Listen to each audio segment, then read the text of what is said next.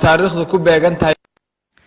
maanta oo khamiis ah oo ayna taariikhdu ku beegan tahay 22 Agoosto 2019 maxkamadda sare ee Puntland ayaa dil ku xukuntay 3 eedeysane ee loo haystay kufsigii iyo dilkii marxuumad Caashe Ilyas Aadan. 3 eedeysane oo dilka lagu xukumay ayaa kala ah Abdifataax Cabdiraxmaan Warsame, Cabdisalaan Cabdiraxmaan Warsame, Cabdishakuur Maxamed Dige. maxkamadda sare ayaa xukunka ku raacday maxkamadda darajada koowaad ee Garowe iyo maxkamadda racfaanka oo hore dil ugu xukuntay. maxkamadda sare ayaa noqonaysa tii ugu dambeysay oo lagu xukumo 3 eedeysane. maxkamadda sare dowladda Puntland maxkamadda sare ka kooban garsoorayaasha kala ah Nuur Ciise Maxamed, Axmed Haadi Aadan Yuusuf, Cabdiqani Diiri Caw, Soofaaliye ka yahay Cabdullaahi Cismaan Maxamuud, kaaliyaha maxkamadda sare.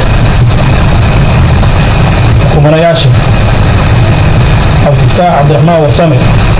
taariikhdu ku beegan tahay 22 Agoosto 2019 maxkamadda sare ee Puntland ayaa dil ku xukuntay 3 eedeysane ee loo haystay kufsigii iyo dilkii marxuumad Caashe Ilyas Aadan. 3 eedeysane oo dilka lagu xukumay ayaa kala ah Abdifataax Cabdiraxmaan Warsame, Cabdisalaan Cabdiraxmaan Warsame, Cabdishakuur Maxamed Dige. maxkamadda sare ayaa xukunka ku raacday maxkamadda darajada koowaad ee Garowe iyo maxkamadda racfaanka oo hore dil ugu xukuntay. maxkamadda sare ayaa noqonaysa tii ugu dambeysay oo lagu xukumo 3 eedeysane. maxkamadda sare dowladda Puntland maxkamadda sare ka kooban garsoorayaasha kala ah Nuur Ciise Maxamed, Axmed Haadi Aadan Yuusuf, Cabdiqani Diiri Caw, Soofaaliye ka yahay Cabdullaahi Cismaan Maxamuud, kaaliyaha maxkamadda sare. xukumanayaasha Abdifataax Cabdiraxmaan Warsame, Cabdisalaan Cabdiraxmaan Warsame oo qareen u kala yihiin qareen Xabiib Cabdullaahi Ciise iyo qareen Mustafa Maxamed Jaamac. Cabdishakuur Maxamed Dige oo qareen u yahay Cabdirasaaq Maxamed Faarax. racfaanlayaal xafiiska xeeraryaha guud ee dowladda Puntland heerarka cabashadu soo martay ama dacwadu soo martay maxkamadda darajada koowaad maxkamadda racfaanka waxaa ka soo baxay 2 xukun oo isku mid ah. xafiiska xeeraryaha guud wuxuu ku eedeeyey xukumanayaasha magacadooda soo sheegay dambiyada kufsi, afduub iyo dil iyo qodobo kale. intaa kadib asbaabta maxkamadda markay aragtay duritaanka xukunka maxkamadda racfaanka ee gobolka Nugaal ee ku taariikhaysan 3 bisha 6 2019 ay xukunkaas ku xukuntay Cabdifataax Cabdiraxmaan Warsame iyo Cabdisalaan Cabdiraxmaan Warsame oo qareen u yihiin Xabiib Cabdullaahi Ciise, Mustafa Jaamac iyo Cabdishakuur Maxamed Dige oo qareen u yahay Cabdirasaaq Maxamed Faarax. markay aragtay maxkamaddu dhammaan dukumeentiyada dacwada ku jira, markay aragtay xukunka maxkamadda darajada koowaad ee ku taariikhaysan 22 bisha 5 2019 markay aragtay buugga baarista DNA natiijada ka soo baxday dhimashada marxuumad Caashe Ilyas. maxkamaddu markay aragtay warqadda ku taariikhaysan 25 bisha 2 2019 ee dhaawac muujinta ah ka soo baxday isbitaalka guud ee Gaalkacyo. maxkamaddu markay dhageysatay Cabdifataax Cabdiraxmaan Warsame inuu maxkamadda horteeda ka qirtay inuu kufsaday marxuumad Caashe Ilyas Aadan, khilaalkaas oo waafaqsan qodobka 149 xeerka xadka ciqaabta Soomaaliyeed maxkamaddu markay dhegaysatay cabdishakuur maxamed dige in maxkamadda horteeda uu ka ogtay inuu diyaarinayay qabrigii marxuumad caaisha ilyaas aadan lagu aas lahaa xukunka maxkamadda sidaa darteed maxkamaddu waxay xukuntay sida soo socota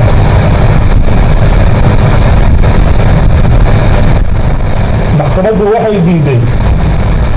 cabashada ay soo qaateen cabdisalaan cabdiraxmaan warsame oo qareenooy u kala yihiin xabiib cabdulaahi ciise iyo qareen mustafa maxamed jaamac iyo cabdishakuur maxamed dige oo qareenu yahay cabdirasaaq maxamed faarax maxkamaddu waxay ayiday xukunka tirsigiisu yahay ma'raga na 115/2019 kana soona baxay 3 bishii 6 2019 maxkamaddu waxay cusubtay shareecada islaamka iyo qodobada qaanuunka suuratu maa'ida aayadda 33 suuratu baqara 177 kitaabka nidaam alqadaa 185 qodobada qaanuunka 401 398 440 434 garsoorayaasha maxkamadda sare nuur ciise maxamed gudoomiye wuu saxiixay axmed haadi aadan yuusuf xubin wuu saxiixay cabdiqani deriye cawn xubin wuu saxiixay cabdullaahi cismaan maxamuud wuu saxiixay wabilaahi towfiiq maxkamadda xaranka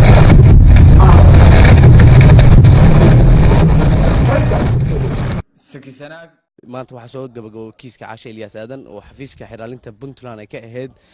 soo ooga dacwad xaggayga waxaa garabkayga bidix taagan xiraaliye ku-xigeenka puntland dowladda puntland xiraaliye kusoo dhawow tv-ga dowladda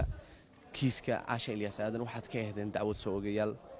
min bilow midhamaad maanta oo joogtaan maxkamaddii sare min bilow maxkamaddii darajada koowaad ee gobolka nugaal laga soo bilaabo ilaa maxkamadda sare dareen nooceeya xafiiska xiraalinta puntland u leedahay gabagabada kiiskan iyo xukunka الله أكبر الله أكبر الله أكبر ما أنت وما فرحات عايشة عدالة السدحات بهش حفيزك حلال أنت قد دولة بوتلان وحوكسو دعوة ذا عقابة صدح ذا حكومة من محكمة الدرجة كود إلى محكمة السري انت بقى حكومة ياشا اسكو سيبه وحكومة ومالين حصوص مدن ومالين حصوص مدن ومالين حصوص مدن عايشة عدالة ويش عدين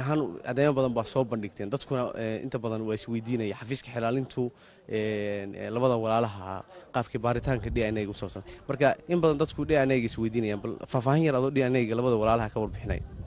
qareenada aqoon baysan u lahayn hay-adda forensic science-ka Puntland hay-adda forensic science-ka Puntland waa hay-ad sayniseed waa hay-ad baariseed dawli ah qareenadu waxa ay ku khaldayaan khabiir